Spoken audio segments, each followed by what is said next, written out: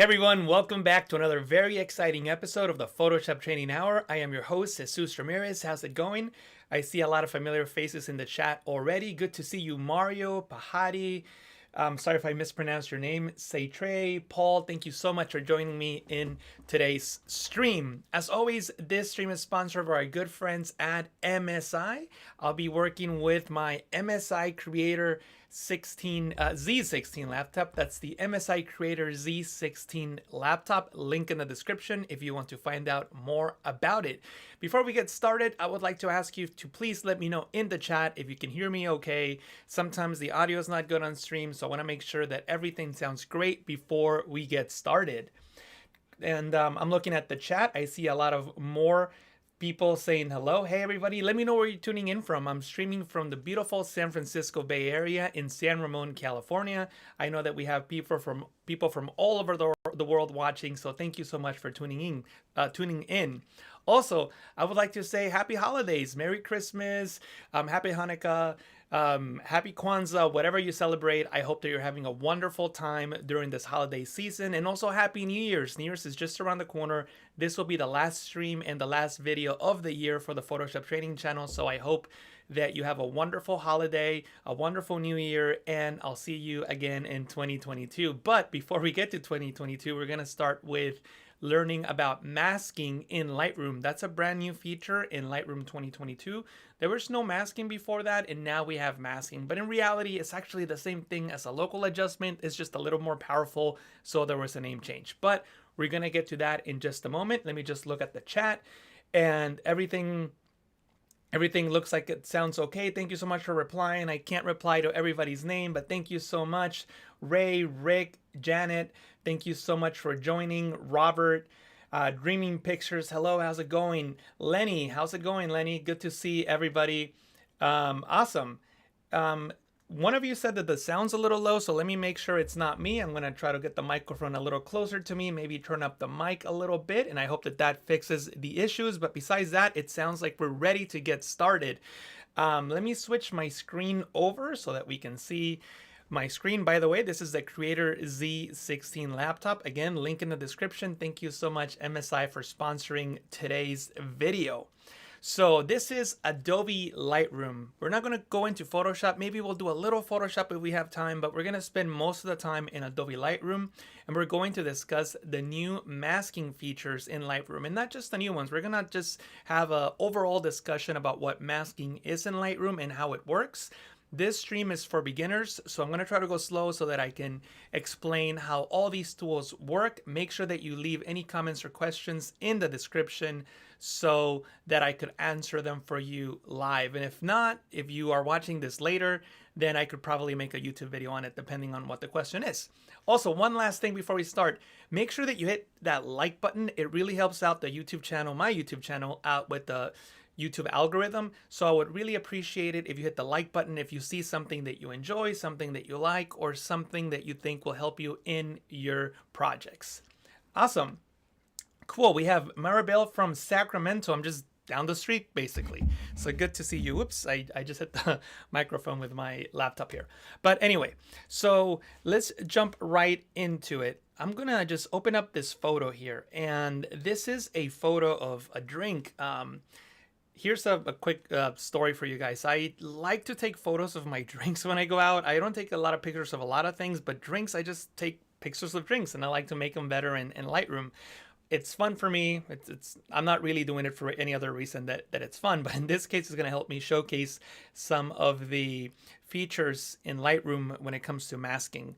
By the way, you know, in the chat what your drink of choice is. I really like old fashions and I like margaritas, so that's what I like to drink.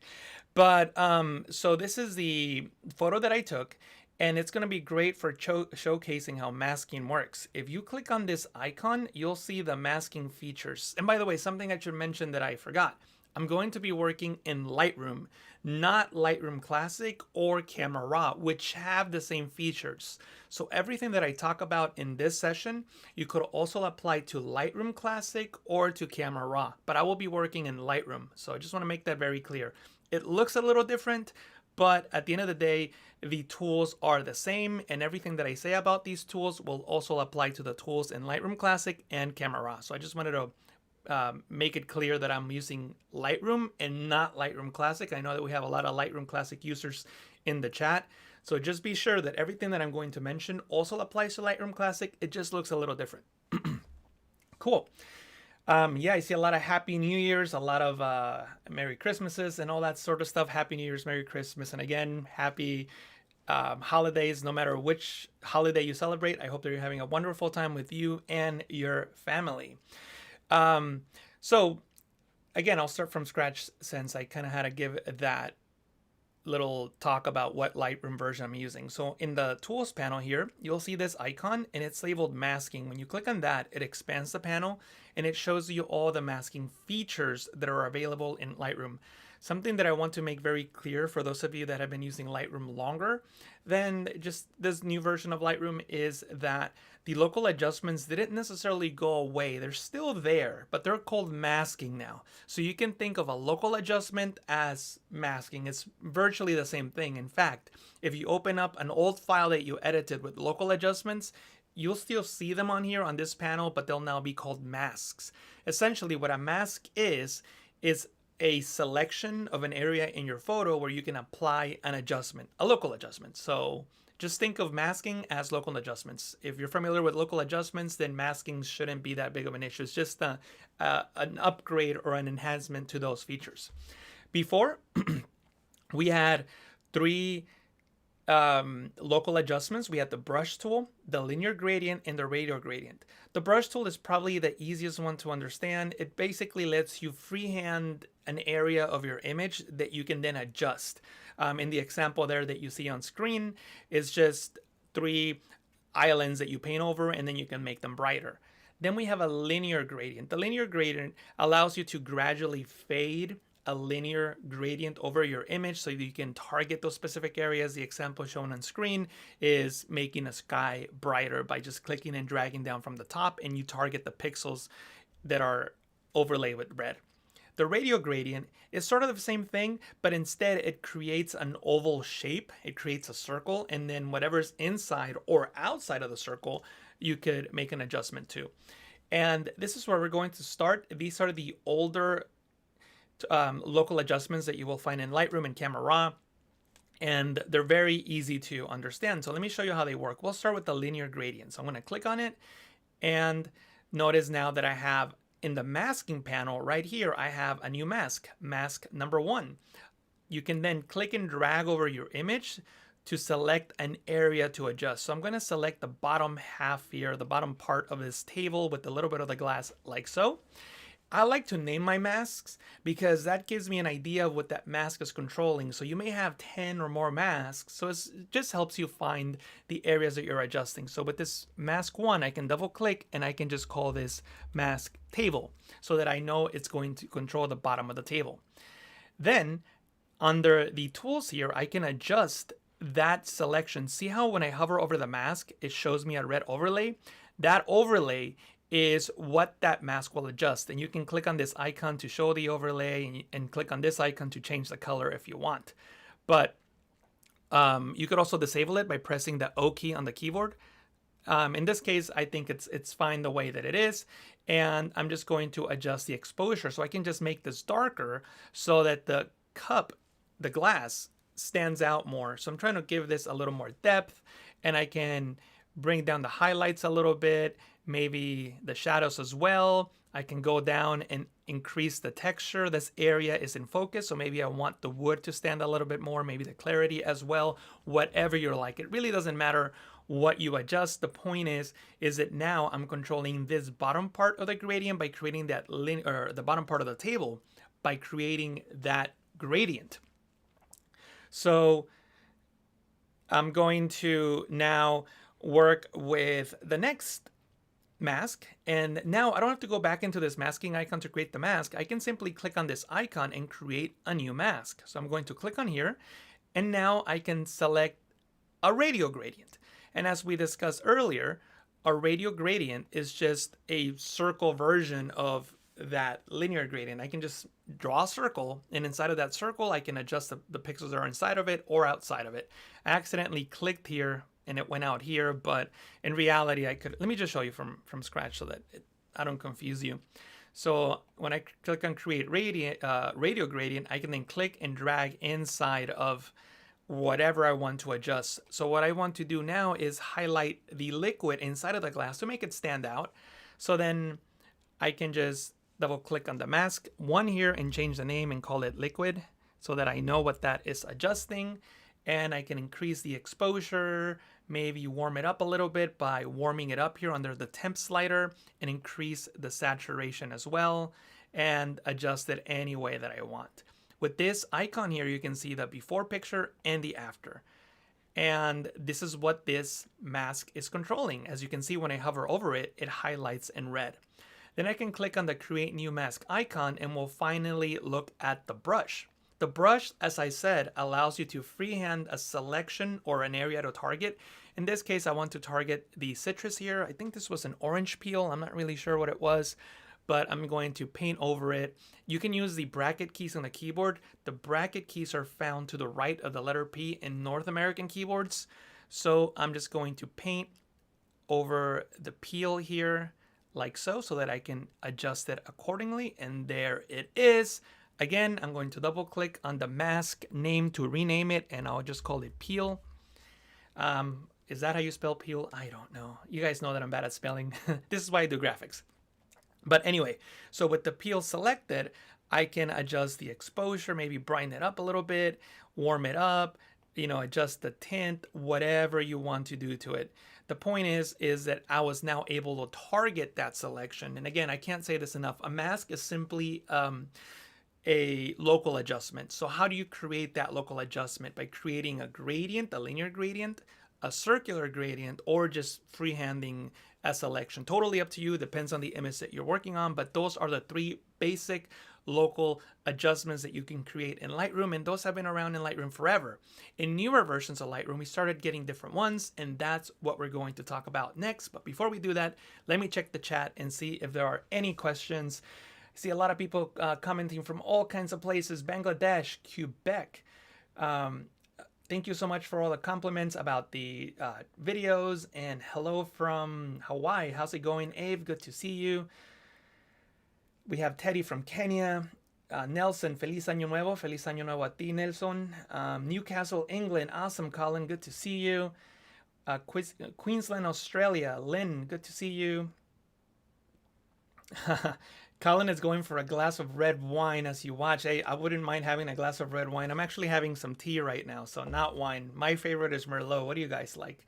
I don't really like to drink. I didn't start drinking alcohol actually till I was in my late 20s, early 30s, and I got into wine. So that's what got me into drinking alcohol, wine. I'm a big wine lover. We have a lot of great wineries here in Northern California.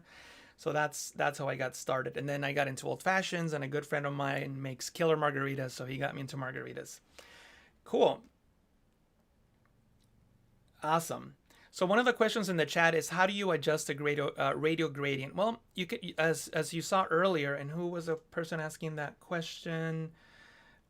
James. So James, if you wanted to adjust one of the gradients, you can click on it, and you can see this overlays on the gradient, and I can click and drag to adjust the gradient. See that? I can adjust how far they go, and then this is, you can think of this one as the feather. So is it like a really sharp line, or does it fade out? Depending on what you want to do, obviously. In this case, I want it to fade out. So you can adjust it any way that you want. And that's true for all the other ones. If you wanted to adjust the linear gradient, you can click on this option and then adjust it accordingly. With the peel, since it's we freehanded a selection, what you can do actually, and you can do this for all of them. So I'm just gonna talk specifically about the peel, but editing the way that I'm about to do so can be done with any of the selections or masks or local adjustments, whatever you want to call them. But the point is that you can do it with all, not just the brush, but what you need to do is click on this icon. See that? When you click on this icon, you expand the mask and you have add and subtract. And that's true for all of them. See that? Add and subtract. Even with the linear ones. See that? Add and subtract. So you can edit all of them. And the way that you would edit this is by clicking on the, for example, subtract button, and then selecting how you're going to subtract from it. Are you going to use the brush, the linear gradient, one of the AI-enabled selections, the color ranges, or the luminance range? In this case, I'm just going to do a simple brush. So I'll select brush. And when I paint, notice now that I'm subtracting from that selection. See that? Now I'm subtracting from it. And you can see a little preview here. See that? See the little preview right up here? And when I hover over it, it turns red. So you can see that with this brush here, I painted red on that area. It's highlighted in red now, and it removed it from the top level mask. See that?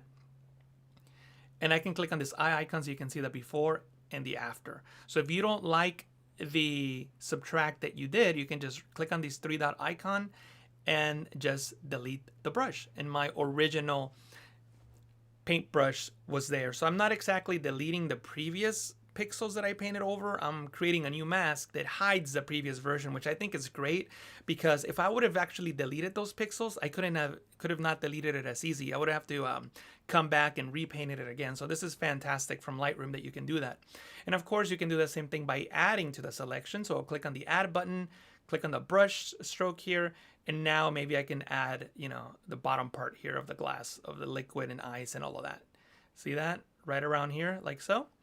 And same thing, when I hover over it, you can see the areas that I painted over, and you can the preview here on the top right under peel, the completed mask. So you can build on top of masks. It's a really great way to work, I think.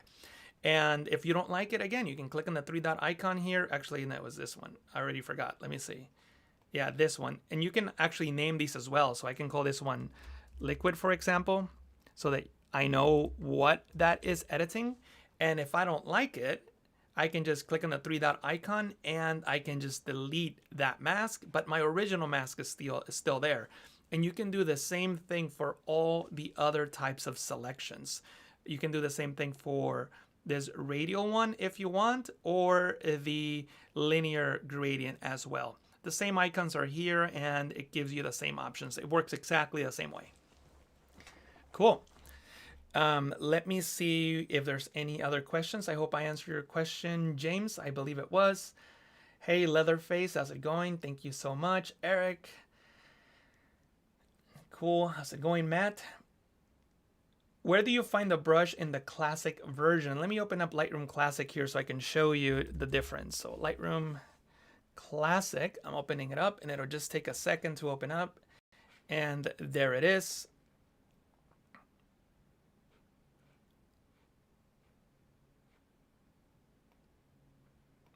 I think this is going to be my friend's baby here. This is little baby Diego and his dad Armando. And the question was, where do you find these? Lightroom Classic, you'll find them here under masking. If you notice, it's the same logo. When I click on that, you can see that I already had a mask there, but I can click on this plus icon, just like I can in Lightroom. This is Lightroom Classic now, and I can just select the brush tool. By the way, for those of you that have been using Lightroom longer, you can still use the same keyboard shortcuts. K is the keyboard shortcut for the brush tool and for the linear gradient, so you can still use those same keyboard shortcuts. But this is how you would create the brush tool in Lightroom Classic. So it's the same thing. As you can see, it looks very similar. Cool. Can you paint the gradient to add and remove like in Photoshop? Scott, I'm not really sure what you mean by that, but I'll try to answer it assuming that I got your question. If I don't get it, feel free to comment again and I'll try to answer it. So this is the gradient here. So what you can do here is now maybe subtract from the gradient using the brush tool, right? So I can come in here and maybe I can just subtract these pixels here at the bottom so they don't affect the glass, only the table. So the gradient is still there, but now this mask is hiding the gradient. See that? And you can see the preview here in the little mask. See that? And I can hide it if I want to. I don't know how I created those two brush strokes, but there they are. But the point is that you can definitely edit the gradient. And if you wanted to, let me just delete this so I can show you something else. If you wanted to, you can subtract with another gradient, right? So I can go into linear gradient and I can just subtract with a gradient. See that? So now I created a gradient that subtracts from the previous gradient. So this is maybe how I could enhance the shadow. See that? See how the red now on the table is basically where the shadow is. So this could be a way that I could enhance the shadow that was already there. And that was created by adding this subtracting gradient to the original gradient that we had. And again, you can delete it if you don't want to. If you don't want it. The point is that these are very powerful. As you can see, you can start stacking a lot of different masks on top of each other, subtracting, adding, intersecting, doing whatever you want, and you can get some really powerful selections this way. So I hope that that answered your question, Scott.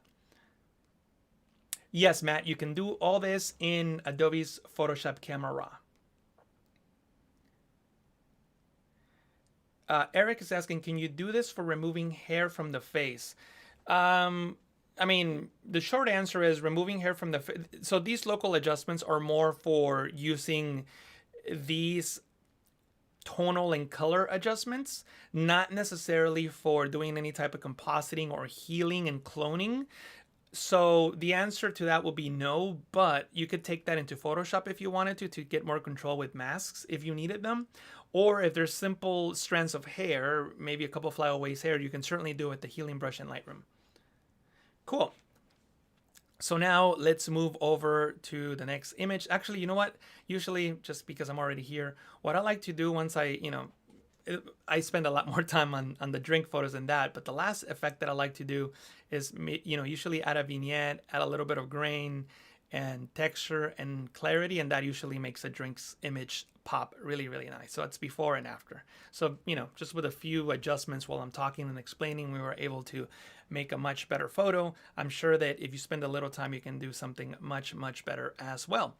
Let me go back into this image and into the images here and open this photo here. Now we're going to talk about some of the AI enabled features in Lightroom. These are the artificial intelligence and machine learning technology selections that we can create using Adobe Sensei, which is of course Adobe's artificial intelligence.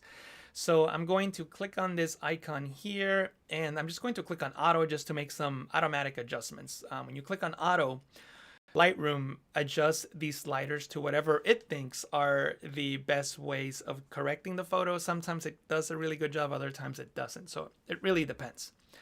But what you need to do now is, actually, you know what? Let me show you something cool. So auto affects all these sliders at the same time, right? All of them. But here's another trick. If you hold the shift key, you can now apply the auto adjustment to just a specific slider. So maybe you only want to do the auto on contrast. Well, I can just hold shift and click on auto contrast, and it automatically places the slider at that same spot. Maybe I only want to do shadows, so I can click on shadows while holding shift, and it applies that adjustment automatically.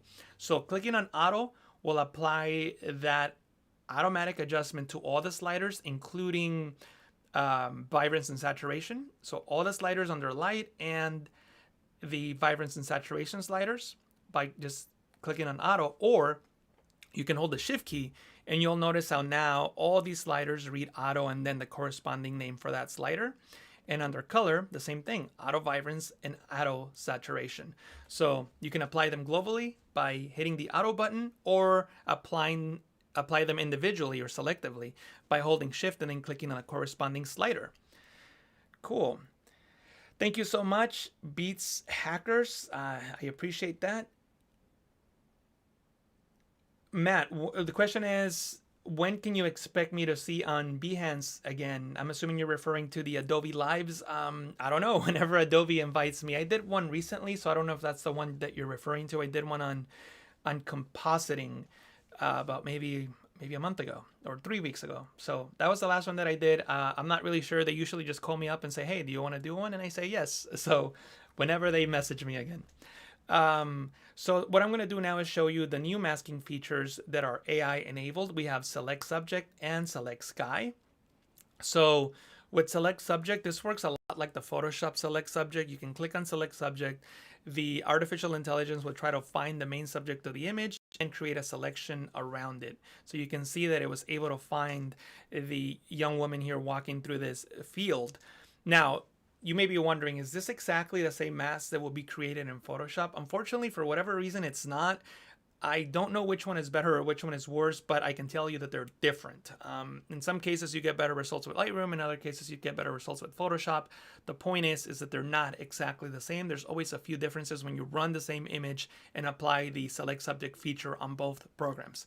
But with this mask, which will be my woman layer or my woman mask, I can now control her. See, I can make her brighter and maybe warm her up a little bit, increase the texture so her hair stands out, the clarity so that the hair and the folds on her outfit stand out more.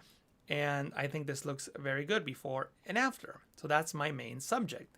Another AI-enabled masking feature is the select sky. You can click on that and Photoshop will automatically find the sky in the image. So I can double click on this and I can call it sky. There it is. And of course, I can make whatever adjustments that I want. I'll make it bluer, maybe a little brighter, and maybe increase the clarity to make those clouds a bit more dramatic. Maybe the texture, I don't know, whatever you want to do. The point is that I was able to easily select the sky and the main subject in the image. And just like before, we can add or subtract to the selection. For example, if I zoom in, you'll see that I actually targeted a little bit of her sleeve and her arm on this sky, and I don't want to do that. So I can subtract by painting with my brush, and I can just use the left and right bracket keys on the keyboard. Again, that's to the right of the letter P in North American keyboards, and I can just paint away the areas that I don't want.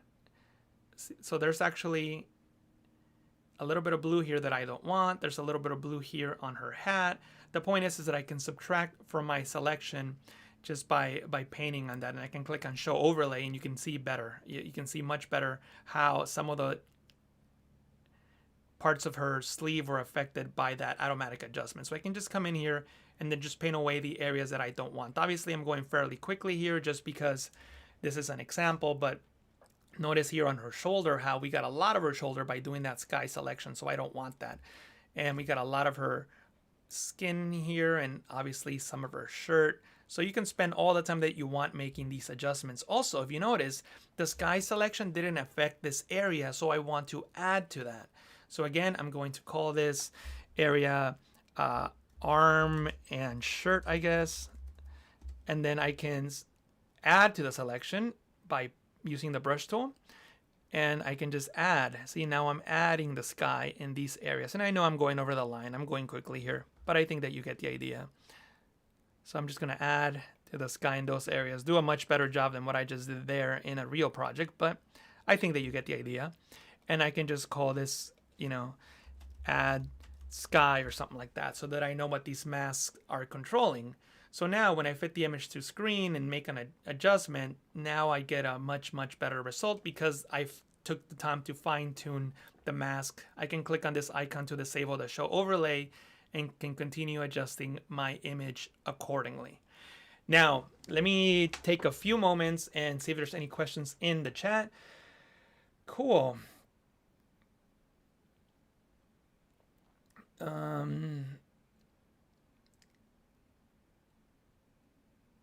Cool.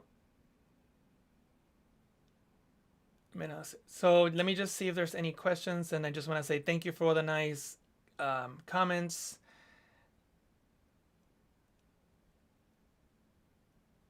I'm not okay, Lenny. I'm not sure if you're understanding your question. Is there a way of doing add besides? Is there a way of doing masking in? So I don't know if I understand your question. The question is, can you do masking on your phone or iPad besides using your finger? Because it's really inaccurate. Well, if you have a stylus on your iPad, you can, for example, if you have like an iPad, you can use the pencil and that'll be more accurate. If you have a Android tablet, there are certain tablets that you could use a stylus with. So that'll be a more accurate way of doing it if you have a mobile device. Is there a difference between Lightroom and Camera Raw in Photoshop? Steven. So no, Steven, let me just be very careful with what I say here. The editing capabilities of Lightroom and Camera Raw are virtually the same. the Lightroom camera engine is what was used to create Lightroom. So they're virtually the same thing when it comes to editing photos. They are different when you're talking about other things, like, for example, in Lightroom Classic with cataloging and organization. That's going to be very different. So there are differences between them. But when you're talking about editing a photo, they're virtually the same. Cool.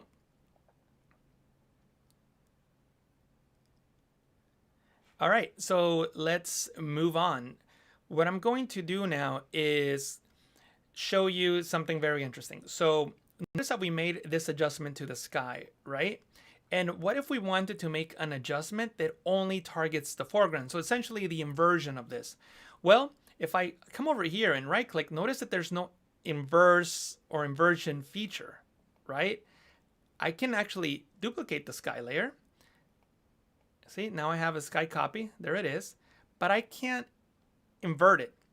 I can, however, come into each individual adjustment that I made, and I can invert the brush stroke, and I can invert this arm insert mask, and I can invert the sky AI adjustment that I originally created. But is that going to give me the same result that I'm looking for? Not really. You can see from the preview here that it's basically all white with two little specks of black. I'm not even sure what those two little specks are adjusting. So unfortunately, at the time being, you can't take that top level mask and just invert it, which will be great. So I'm hoping that Adobe is working on that, and I'm hoping that that's a new feature that will be released in the near future. I don't know, but unfortunately, you cannot do that once you start adding all these different masks. So what you can do, however, is start a new mask and do a select sky. And as soon as that happens, as soon as you do that select sky, you can go in here and invert the sky selection so that it only affects the foreground element. See that? And then if you only wanted to affect the grass, well, then you can do a subtract and a select subject. So you're subtracting the main subject. So when you do that, watch what happens with the mask here. It'll take a moment, but now I'm only affecting the background. See that? I'm not affecting the sky. I'm not affecting the foreground. I'm affecting the grass. So you do need to get a little creative in how you create these masks to properly target the areas that you want to target. Unfortunately, it's not as easy as inverting like in Photoshop. Hopefully it gets there, but at the moment it's not. What you would need to do at this point is, subtract by painting the areas that you don't want to affect, like the arm up here and the arm down here. Oops, did I accidentally switch over tools? I think that I did. There we go. I can now subtract from her arm. And again, I'm going to go quickly here because there's no need to be precise on this example, but I think that you get the idea.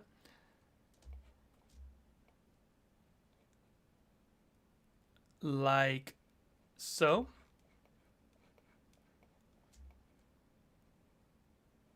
And there we go. So now what I can do is I can make adjustments, and I'll call this mask grass so that I know. This is my grass mask. So now I can come in here and then make my grass, I don't know, make it, maybe add some green in there, even some blue to make it greener. I can go yellow to make it, make it a fall scene if I wanted to. It depends on what you want to do, obviously. I can darken it up. I can brighten it up. Completely up to you. I would probably just increase the texture just to get a lot of texture and a lot of clarity in this image. It's obviously a stylized photo, so you can do anything you want with it. But this is the before and this is the after. The point of this example was to show you a couple things. You can invert a top level mask when you've added a whole bunch of things. You can go in there and invert the individual masks, but you might not get the result that you want. So a lot of times it's easier to start from scratch and really think about what you want to select and how you can use the different tools to target specific areas in the photo. I hope that made sense. Cool. Let me see if there's any other questions.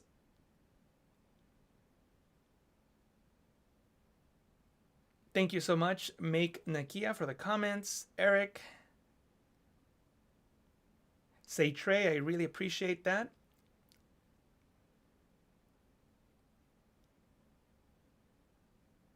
Awesome. So now let's move on to the next section. Whoops, I don't know why I clicked on that.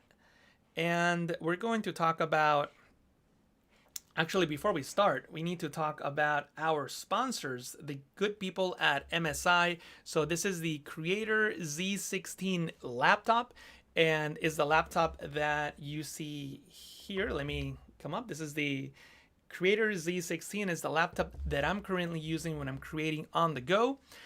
And it is a powerful computer designed to work great with a lot of design applications, including Adobe application. It has a powerful processor, the latest i9 Intel processor with 8 cores. It has a powerful NVIDIA GeForce RTX 30 that you can use to edit up to 8K HDR raw images, edit large 3D models. And one of the cool things about this laptop is it's not only touchscreen and 4K, but it has a 16:10 aspect ratio as opposed to the usual 16:9. And what that allows you to do is to just see a little bit more of your workspace as you're working in your favorite Adobe applications. As you can see from the graphic there, you can see a lot more of the panels in Adobe After Effects in that case, but the same thing will be true in Photoshop. So it's a laptop that I'm currently using. I highly recommend that you check it out.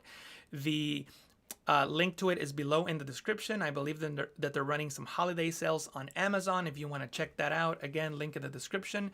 If you're new to MSI and you don't know what MSI computers are, no worries. Make sure that you check out this PC Mag Reader's Choice Awards for 2021 laptops and tablets. MSI was rated alongside Apple as the best in overall satisfaction for this year. So they are reputable laptops. It's a great choice if you are a PC user and you're looking for a brand new PC laptop so that you can use in your creative projects. So make sure that you check out the MSI Creator Z16 laptop. All right, thank you so much, MSI. And while I have your attention, there's a couple things I would like to mention. Make sure that you check out my new tutorial on how to change color in Photoshop. I just published it a couple days ago, I think 2 days ago. And it's a tutorial where I talk all about how to change color in Photoshop. And it's been one of my best so far, I think. Let me know what you think in the description if you've seen it. If not, make sure that you check it out. Also, the link to this new tutorial is in the description. And also, if you want, make sure that you follow me on LinkedIn. I'm trying to grow my LinkedIn profile, so link to it in the description as well. And you can go ahead and follow me there if you want. All right, so back to the tutorial, or to the live stream, I should say. And what I'm going to do now is talk about some of the other masking features we haven't discussed already. And I'm going to click on the masking icon here. And we're going to start with Luminance Range. When I click on this button, you're going to get this weird slider. And what does this slider do? Well, it allows you to control either the brightest or darkest pixels in the image. So if I click and drag from this side, you'll see that the overlay will not affect the darkest pixels. So now I'm only affecting the brighter pixels of the image. If I go from this side and drag to the left, you'll notice that the overlay is now only affecting the darkest pixels of the image and not the brightest. And that's what I want. I want to affect these darker rocks in the foreground. So I can now increase the exposure a little bit in that area, maybe increase the shadows as well. And I can increase the texture and clarity just to make those rocks pop. So I was able to easily target the areas that were having issues in this image by knowing or analyzing the image and realizing that the darker pixels were the ones that needed help. And that's what the Luminance mask allows you to do. Of course, rename your mask. I'm not going to do that in this example, but as you can see, you're able to selectively target the bright or darker pixels. And of course, you can always edit the mask by using the add or subtract buttons. I can go into subtract, and with the brush tool, I can now paint away the pixels, and let me enable the overlay that I don't want affected by this adjustment, like the water here. I don't want the water to be adjusted, and I can just continue painting accordingly. And of course, I can add with the brush tool to paint in other areas. Maybe I want to affect this area, so I can paint that in. And I noticed some highlights here on the rocks that were not affected. Well, I'm going to paint those in by hand as well. And really quickly, I was able to target those pixels just by selecting the appropriate masking technique. So that's what you have to do sometimes. You have to think about the image, what you want to target, and what the appropriate masking technique will be in that situation. Cool. Let me go back into this panel here, and we have one more image. And I want to give a shout out to my good friend Mark Heaps. He's the one that shot this photo, and I'm using it for this example. Thank you so much, Mark. You can find Mark at Life by Pixels. Excellent Photoshop and Illustrator instructor.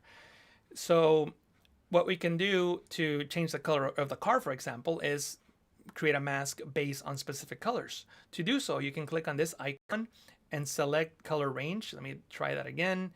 Color range, there it is.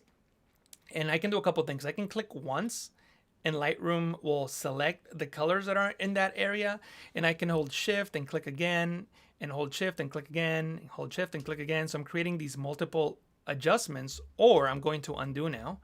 Or another thing that I sometimes like to do better is with the color range.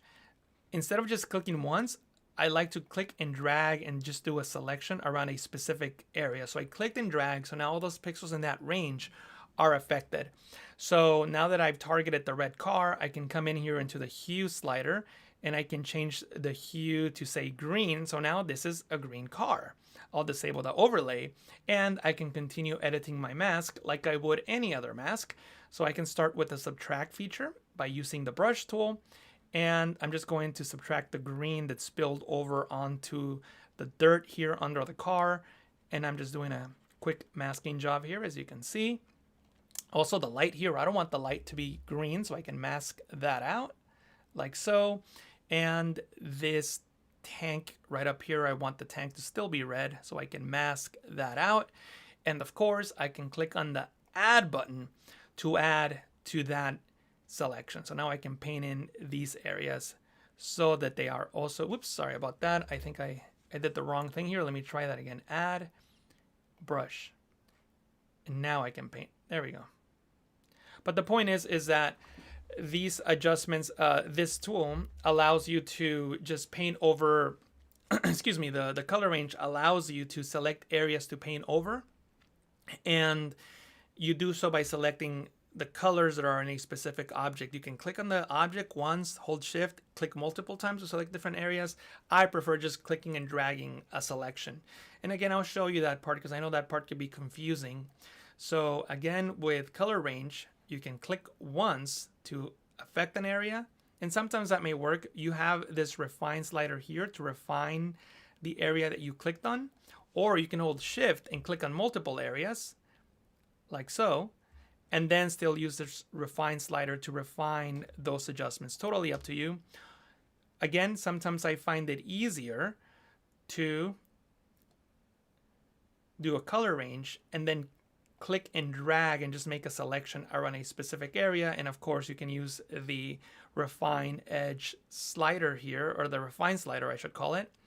And then you can just target those pixels and make any adjustment that you want, including the hue adjustment, which shifts the hue, much like the HSL adjustment layer in Photoshop.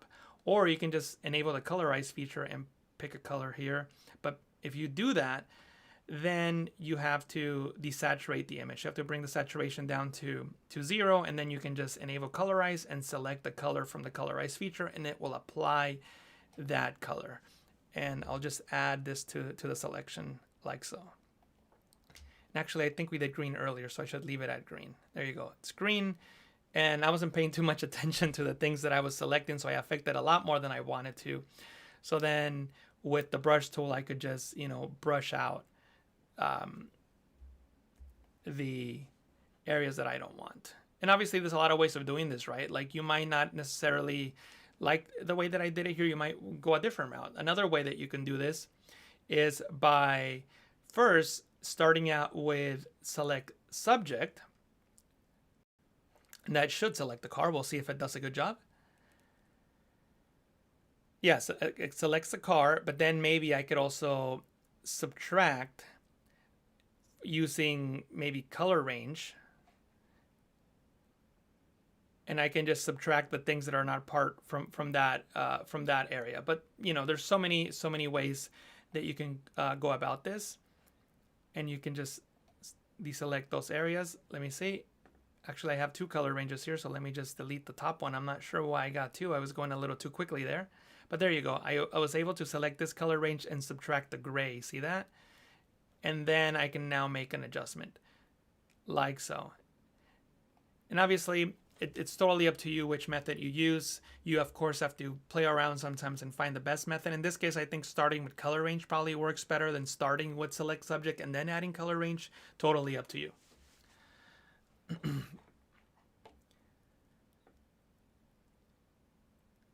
Let me see if there's any questions. Dazzling Diamond Painting said, oh my God, I've spent hours and hours watching YouTube videos trying to learn this stuff, but after 12 plus months, I've never found anyone like you. Thank you so much. It's great that I found the video. Awesome. Thank you so much, Dazzling Diamonds. I really appreciate that. Good question, Matt Roberts. So Matt Roberts is asking, do you think this process will be easier in Photoshop than Lightroom because of the amount of ease and control you have in Photoshop? So the short answer to that question is it's probably easier. It really depends on what your goals are. For example, if you're a Lightroom user and you're not used to Photoshop, then probably Lightroom is where you want to start, because Photoshop can get more complicated. It's definitely more overwhelming. But if you're proficient on both, maybe Photoshop is probably faster and easier. Sure, I definitely don't disagree with that. Lightroom does offer some advantages. In other words, I could have done all this on my phone, for example, or my tablet, as we discussed earlier. So in that sense, that's an advantage. But if you're just talking about, being on a desktop, what's easier, what's faster?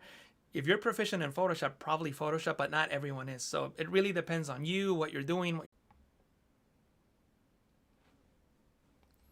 Hey everybody, it looks like the stream went out, but I think we're back. Again, let me know in the chat if you can hear me, if you can see me. I'm not really sure what happened, but I think we're back. Again, let me know in the chat if you can hear me or see me. Sorry about that.